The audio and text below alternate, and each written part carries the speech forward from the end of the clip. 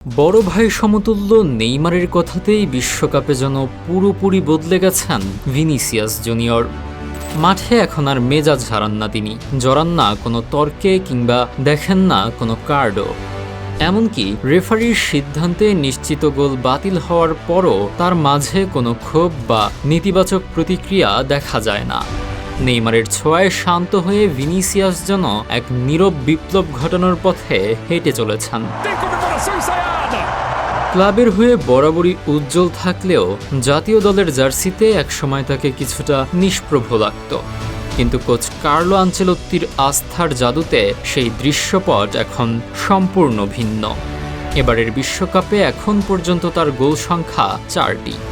স্কটল্যান্ডের বিপক্ষে জোড়া গোল করার মাধ্যমে এক অনন্য রেকর্ড গড়েছেন এই মহাতারকা। রোনালদো ও রিভালদোর পর প্রথম কোনো ব্রাজিলিয়ান হিসেবে বিশ্বকাপের গ্রুপ পর্বের প্রতিটি ম্যাচেই গোল করার কৃতিত্ব দেখালেন ভিনি। ইতিহাস বলছে 1970 সালে জাইরজিনিও, 1994 সালে রোমারিও এবং 2002 সালে রোনালদো ও রিভালদো গ্রুপ পর্বের 3 ম্যাচেই গোল করেছিলেন। কাকতালীয়ভাবে সেই আসরগুলোতে শিরোপা জিতেছিল ব্রাজিল। ভিনিসিয়াসের এই আগুন ফর্ম আর নিরুত্তাপ আত্মবিশ্বাস তাই ভক্তদের মনে হেক্সা জয়ের স্বপ্ন নতুন করে জাগিয়ে তুলছে।